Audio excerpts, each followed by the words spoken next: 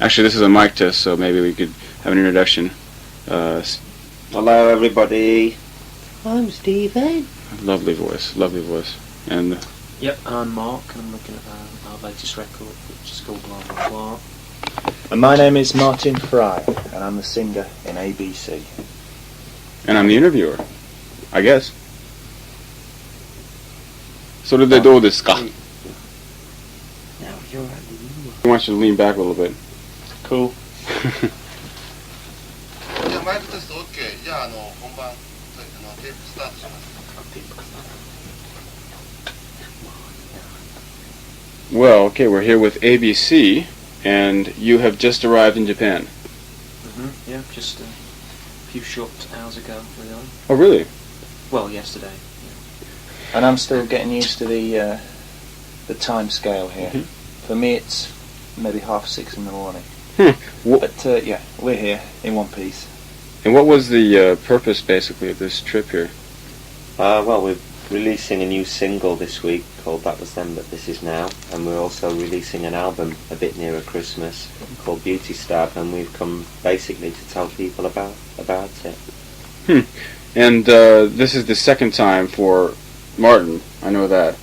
Oh yeah, we've all That's been here before. Yeah, We- we were here in March, actually, Uh-huh. and we played concerts February. February, that's right, the end of February we played concerts in Osaka, Nagoya, and here in Tokyo. And you were all in the group back then, as well. Yeah, last time we met would be me talking on behalf of the group. Uh-huh. The group now consists of the three of us.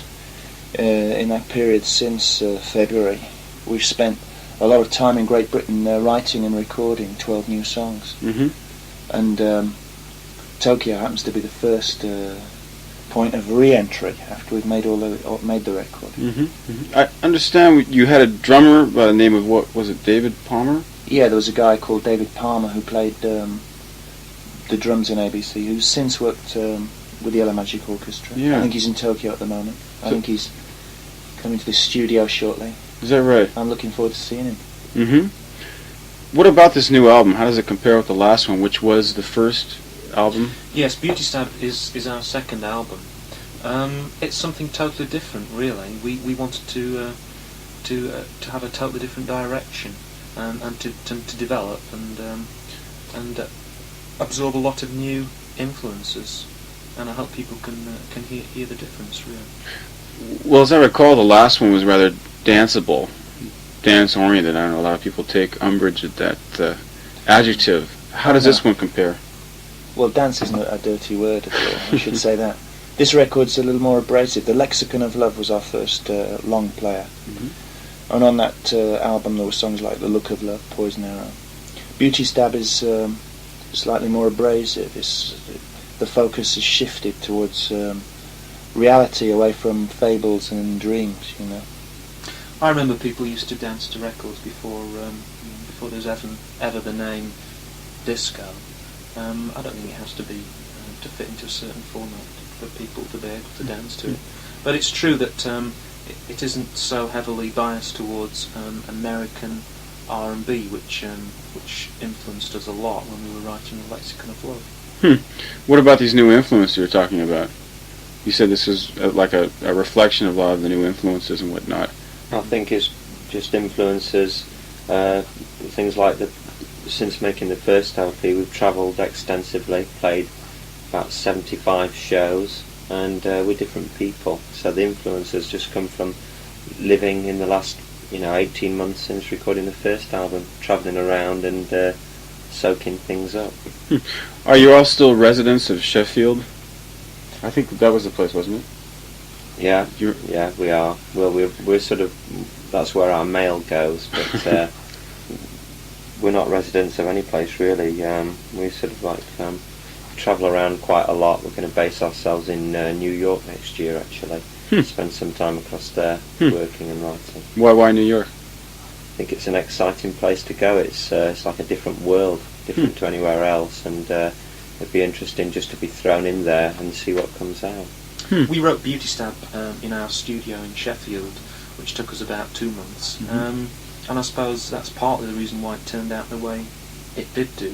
And I would imagine that living in a place like New York, one would get totally different results. But that remains to be seen, really. But after that, we plan to do a live tour, and I would imagine we will be returning back to Tokyo to play some concerts here.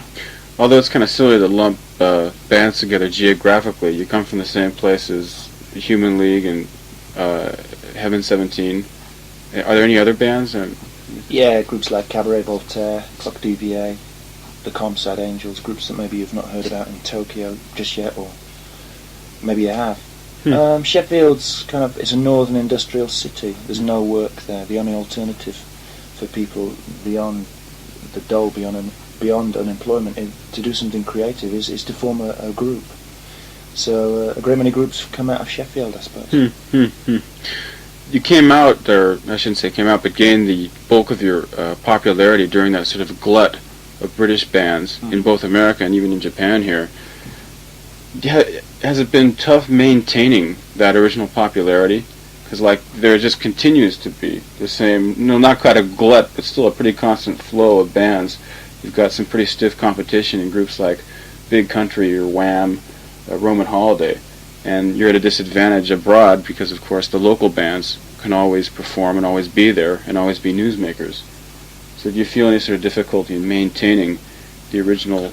It's not something which we dwell upon, really. It's not something which is important to making records. If you make a comparison with say the 60s, there were certain groups which I thought were making important records, and there were certain other groups which were maybe even more popular, like Freddie and the Dreamers or Jerry and the Pacemakers. The Tremolos, who probably sold just as many records as those old favourites, the Rolling Stones and the Beatles, but we don't remember those so fondly. I'm not trying to say we're the new Rolling Stones or Beatles. There's room for everybody. There are thousands, as you say, there are thousands of groups, and especially it must appear either like a very creative place or a very glutted place. London must appear that way, England must appear that way from a distance. But there's room for everybody, making records, making statements. It's not like a queue forming to number one in the charts. There's just room for everybody. How was the last album received in Britain? The Lexicon of Love. People applauded, people went out and bought it. It was number one for a while. It was a platinum seller. It was like a popular record. What was turning the people on? What sort of elements in the music? You have to ask the people that. I'm sure it's different for everybody who bought the record. It's impossible to say. Well, how about this new album? It has been released already abroad? Yes, it's been out a number of weeks now. I believe it's out here on the 20th of December. Right. But there are mixed reactions, which there are people who hate it intensely, and there are people who think it's a really significant record, which I suppose is important, really. I'd hate it to be met by complete and utter complacency and apathy by the record buying public and by critics. Who produced it? We produced it ourselves with a guy called Gary Langan, who engineered the Lexicon of Love. Cary Grant. He did it. Oh, Gary Langan, as Mark's saying. Yeah, and I don't know, it was something totally new for us as a new discipline. Very difficult, but I think we acquitted ourselves admirably. You talked about having your own studio. This is something the band built up and y'all chipped in for? Our studio's not like Abbey Road, though. It's not like Sigma Sound or... It's 3 Walkmans and 3 mics. Our studio's a rehearsal centre in Sheffield, where Neutron Records and Neutron Publishing, our company's based. It's just basically an 8-track machine. It's just a chance just to cough up some songs and record them fast. To demo things to a fairly sophisticated degree. And then we go into the recording studio to make the records. Do you see a lot of each other outside of the studio or during off hours? There isn't really much time outside of the studio, to be quite We're like honest. the Three Stooges, Do you ever see that film, The Three Stooges?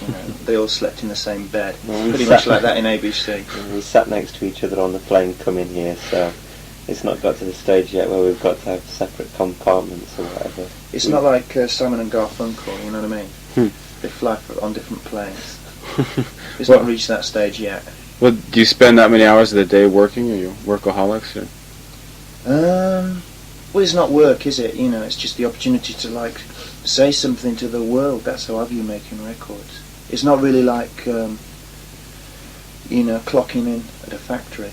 Yeah, so obviously with the three of us, myself, Mark and Steve, do spend a great deal of time together, and we still get on. Who does the majority of the songwriting? We all write together Mhm.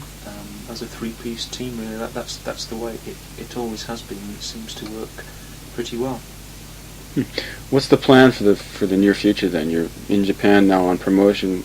Were you carrying out promotional activities elsewhere before coming to Japan? Yeah, is we, this- we flew straight from Paris, and we were flying on to Australia and then to America, and then back to England for Christmas. Spread the word, you know. We've all got an ambition though to spend Christmas in our hometown. It's something we don't get the opportunity to do that often these days. So what's the plan after that? After getting back to going back home? Well, at the moment we're writing and kind of generally putting together ideas for a third LP, an LP we're going to record before we actually go out and play live. And in kind of June, July of 1984 we'll be embarking on a tour which will bring us to Tokyo. Oh, really? How was the tour here last time? Was the response satisfactory? Fantastic. I think it was the best place we played. We had the best sound. It was the best organised, and hopefully next time we tour it will all be organised as well as it was in Japan. We really enjoyed ourselves, and we spent a few days after playing here we were able to go around the shops and sightsee a bit as well. It was really enjoyable. And this is the only part of Asia you have played in and will play in? Well, hopefully when we tour next year, we're going to conquer the rest of the world as well. We've sort of conquered about probably a quarter of it, but there's a lot more to see, and we hope to visit a lot more places. We've never played in Australia or New Zealand, India, Russia, Poland. There's lots of places we'd like to go. Alaska. Any last words for the fans? And just thank you for buying the Lexicon of Love, and I hope anybody who buys Beauty Stab enjoys it just as much. We wish you a Merry Christmas, and more important, a Happy New Year. And Stephen? I'd just like to say hello to everybody who came to see ABC or buy ABC records or whatever. I just like music, and I wish them a happy Christmas and a golden new year. All right, well, best of luck to you. Thank you. Thank you. you.